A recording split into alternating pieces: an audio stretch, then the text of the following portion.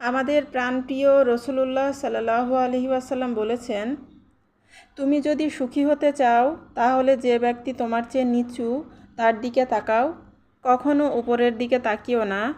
তা না হলে তোমাকে দেওয়া আল্লাহ তাআলার নিয়ামতসমূহকে তুমি হীন মনে করবে। সহিহ বুখারী 676। আসসালামু আলাইকুম আমার প্রিয় আপু ভাইয়ারা, আপনারা সবাই কেমন আছেন? আশা করছি আল্লাহ তাআলার অশেষ রহমতে আপনারা সবাই অনেক ভালো আছেন। আমরাও আলহামদুলিল্লাহ আল্লাহ তাআলার অশেষ রহমতে ভালো আছি।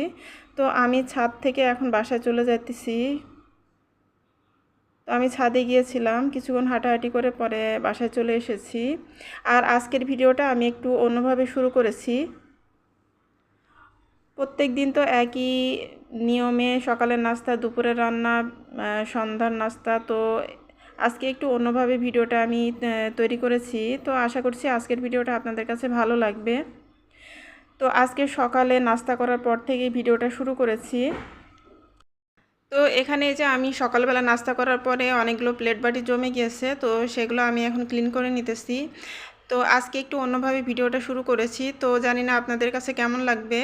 তো একঘেয়েমি কোনো কিছুই তো ভালো লাগে না, তো তার জন্যই আজকে চিন্তা করলাম যে একটু অন্যভাবে ভিডিওটা রেডি করি। তো আমি আজকে প্লেট বাটি ধোয়া দিয়েই আজকের ভিডিওটা আমি শুরু করেছি। তো এখন এই যে আমি প্লেট বাটিগুলো সব ক্লিন করে নিতেছি। আর আমার যে হেল্পিং হ্যান্ড মেয়েটা, তো ও তো আসে 1টা-1:30টার দিকে আসে। তো তখন আমি ওকে দিয়ে ঘরটা মুছিয়ে নেই, ওকে দিয়ে আমি যে কোনো 2টা কাজ করাই। আর বাদ বাকি যে কাজগুলো থাকে সেগুলো তো আমাকেই করতে হয়। আর কাজের তো কোনো শেষ নেই, 2টা কাজ করে দিলে তো আর হয় না, সারাদিনেই তো কাজ থাকে। প্লেট বাটি তো সারাদিনই জমতে থাকে। তারপরে রান্না করার পরে তো তখন তো আর ওই মেয়েটা থাকে না, তখন প্লেট বাটিগুলো আমাকেই ক্লিন করতে হয়। তারপরে সকালে, এরপর আবার রাতের বেলা তো সব সময় তো প্লেট বাটি জমতেই থাকে। তো সেই সমস্ত প্লেট বাটি তো সবসময় ধুতেই হয়, আর অন্যান্য যে কাজকর্ম সেগুলোও আমাকেই করতে হয়। আর যে কাজগুলো আর কি অনেক বেশি ঝামেলার, তো সেই কাজগুলোই মেনলি আমি ওকে দিয়ে করিয়ে নেই। আর তরি তরকারি কাটা, তারপরে পেঁয়াজ টেয়াজ কাটা, এগুলো আমি করি। তো এখানে যে আমার প্লেট বাটিগুলো ক্লিন করে নেওয়া হয়ে গিয়েছে। তো আমি এখন এই যে আমার সিঙ্কটাকেও খুব ভালোভাবে আমি একটু ডিপ ক্লিন করে নিব।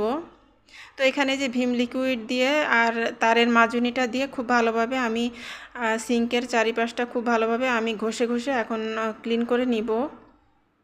আর এখানে আমি একটা মানি প্ল্যান্টের গাছ রেখেছি। আর কাজ করার সময় একটু গাছপালা যদি থাকে, গাছপালা দেখলে তারপরে অনেকটাই ভালো লাগে। তো তার জন্য আমি কিচেনে একটা মানি প্ল্যান্টের গাছ রেখেছি। তো আমার প্রিয় আপু ভাইয়ারা যারা আমার ভিডিওটা দেখা শুরু করেছেন, তারা প্লিজ আমার ভিডিওতে একটা লাইক দিয়ে দিবেন।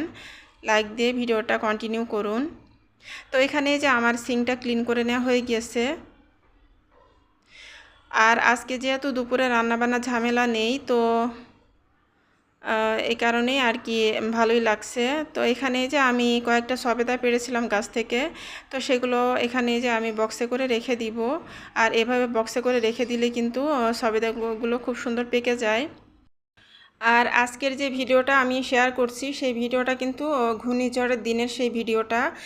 তো এই দিনেই আমার হাজব্যান্ড বাজার করে এনেছিলেন, আর মাছটা কাটাতে পারেনি, তো মাছটা এভাবে আস্ত করে নিয়ে এসেছিলেন। আর এখানে কিছু সবজি আর পোলাও চালও নিয়ে এসেছেন। আর রাতের বেলা আমি আজকে খিচুড়ি আর গরুর মাংস রান্না করব।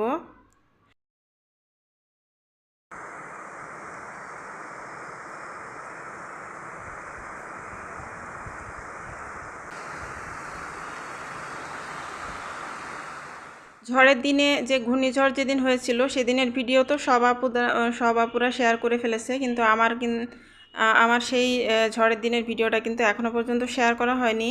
কারণ আমার আসলে একদিন পর পর ভিডিও দেওয়ার কারণে কিন্তু অনেকগুলো ভিডিও জমে গিয়েছে, তো সেগুলো এখনও পর্যন্ত শেয়ার করা হয়নি। তো শেষ পর্যন্ত আজকে আমি ঝড়ের দিনের ভিডিওটা শেয়ার করছি। তো বৃষ্টিটাও একটু দেখিয়ে দিলাম। আর এখন এই যে রাতের বেলা, তো রাতের বেলা আজকে খিচুড়ি আর মাংসটাই রান্না করব। তো গরুর মাংসগুলো আমি খুব ভালোভাবে কেটে ধুয়ে পরিষ্কার করে নিয়েছি। আর এখানে এই যে মাংসের জন্য মশলাটাকেও কষিয়ে নিয়েছি, খুব ভালোভাবে মশলাটাকে কষিয়ে নিয়েছি। আর এখানে এই যে মুগ ডালটাকেও আমি ভেজে নিয়েছি। আর যতটুকু মুগ ডাল ছিল সবটুকু মুগ ডালই আমি ভেজে তারপরে একটা বক্সে করে রেখে দিব, যাতে করে যখন রান্না করব তখন আর ভাজাভাজি করা ঝামেলাটা না থাকে। আর এখানে এই যে আমি মাংসটা দিয়ে খুব ভালোভাবে এখন মাংসটাকে কষিয়ে নিব। আর খিচুড়ি আর গরুর মাংস বৃষ্টির দিনে তো খেতে অনেক বেশি ভালো লাগে। আর এখানে এই যে পোলাও চাল আর মসুরের ডালটা আমি নিয়ে নিয়েছি, আর এখানে যে আলাদা করে আমি মুগ ডালটা নিয়ে নিয়েছি। মুগ ডালটাকে ভেজে তারপর আমি এখানে পরিমাণ মতো নিয়ে নিয়েছি। আর এই মুগ ডালটাকে আমি এখন আলাদা করে ধুয়ে নিব। আর এটা আমি প্রথমে দিয়ে দিব, কারণ মুগ ডালটা সিদ্ধ হতে একটু সময় লাগে। তো তার জন্য আমি মুগ ডালটা আগে দিয়ে হালকা করে কিছুক্ষণ কষিয়ে নিব, নিয়ে তারপরে আমি মসুরের ডাল আর পোলাও চালটা দিব। তো এ পর্যায়ে আমি আমার একটা আপুর কমেন্ট পড়ে নিই। তো পাপড়িস কিচেন থেকে পাপড়ি আপু গত ভিডিওতে কমেন্ট করেছিলেন, মাশাআল্লাহ আপু খুবই মজার মজার সব খাবারের আয়োজন করলেন। নবাবী সেমাই আমার বাসার সবাই অনেক বেশি পছন্দ করে, এক কথায় অসাধারণ লাগলো আপু। অসংখ্য ধন্যবাদ আমার প্রিয় পাপড়ি আপু এত সুন্দর একটা কমেন্ট আমার ভিডিওতে করার জন্য। তো এভাবে আমাকে সাপোর্ট করুন, আমি ইনশাল্লাহ আপনাদের সবাইকে সাপোর্ট করব। আর আমার প্রিয় আপু ভাইয়াদের উদ্দেশ্যে আমি একটা কথা বলতে চাই যে যারা এখনও পর্যন্ত আমার চ্যানেলটি সাবস্ক্রাইব করেননি তারা প্লিজ আমার চ্যানেলটি সাবস্ক্রাইব করে বন্ধু হয়ে আমার চ্যানেলের সাথে থেকে যান, আমিও ইনশাল্লাহ আপনাদেরকে সাপোর্ট করব। তো এখানে যে আমি মাংসটাকে খুব ভালোভাবে কষিয়ে নিয়েছি, নিয়ে তারপরে আমি ঝোলের পানিটা দিয়ে দিয়েছি, দিয়ে তারপরে এখন ঢাকনা দিয়ে ঢেকে রেখে দিলাম। আর এখানে যে আমি মুগ ডালগুলোকে খুব ভালোভাবে হালকা করে ভেজে নিয়েছি, নিয়ে তারপরে আমি ঠান্ডা করে বক্সে করে এখন রেখে দিব। আর এখানে যে আমি মাংসের ভিতরে এখন একটা মশলা দিয়ে দিব।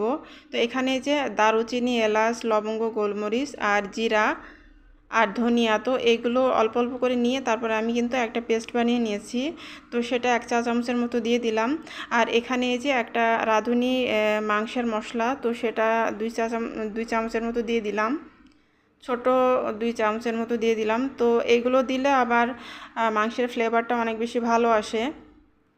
আর আগামীকালকে যেহেতু আমার হাজব্যান্ডের অফিসে খাবার দিয়ে দিতে হবে, তো আগামীকালকে খিচুড়ি আর গরুর মাংসটাই দিয়ে দিব। তো মাংসটা এখন রান্না করে রাখতেছি, আর এখন যে খিচুড়িটা রান্না করতেছি এটা কিন্তু আমরা রাতের বেলা খাবো। আর আগামীকালকে সকালবেলা কিন্তু আবারও আমি খিচুড়ি রান্না করব। তো সকালবেলা অনেক বেশি পরিমাণে খিচুড়ি রান্না করব, করে তারপর অফিসে মাংস আর খিচুড়ি দিয়ে দিব। আর এখন এই যে আমি মাংসের মধ্যে দেওয়ার জন্য একটু পেঁয়াজ বেরেস্তা করে নিব। তো পেঁয়াজ বেরেস্তার মতো করে নিব, এটা দিলে আর কি মাংসের ভেতর থেকে খুব সুন্দর একটা ফ্লেভার আসবে। আর যেহেতু অফিসে দিতে হবে মাংসটা, তো আমি একটু স্পেশালভাবে রান্না করার চেষ্টা করতেছি, যাতে করে সবাই আর কি খাবারটা অনেকটাই পছন্দ করে।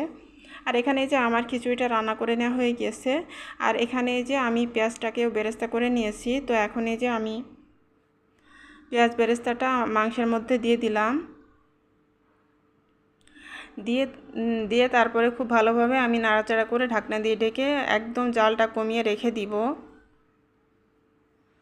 তো এভাবে করে রান্না করলে কিন্তু গরুর মাংসটা অনেক বেশি ভালো হয়।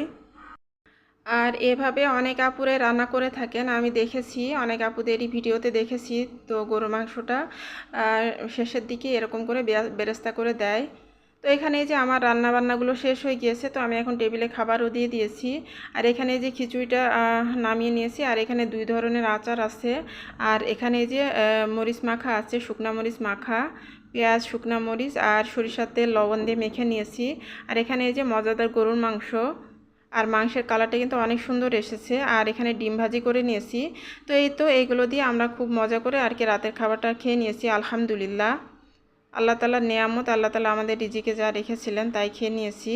আর এখানে যে আমার ছোট মেয়ে তো খিচুড়ি খেতে চায় না, তো আমার মেয়েকে আমি এখন খাইয়ে দিব, একটু ঘি দিয়ে মেখে খাইয়ে দিব। আর এখানে যে অফিসের জন্য আমি গরুর মাংসটা তুলে রেখেছি, তো এই মাংসটাই আমি আগামীকালকে আর কি সকালবেলা দিয়ে দিব। আর এখন আমি মাংসের বক্সটাকে ফ্রিজে রেখে দিলাম। আর এটা হচ্ছে পরদিন সকালবেলা। তো পরদিন সকালবেলা আমি খিচুড়িটা রান্না করে নিয়েছি। তো দেখুন অনেকটা পরিমাণে খিচুড়ি রান্না করেছি। এখানে কিন্তু 1 কেজি আর 1 পট পোলাও চাল নিয়েছি, আর সেই সাথে পরিমাণ মতো ডাল দিয়ে আমি খিচুড়ি রান্না করেছি।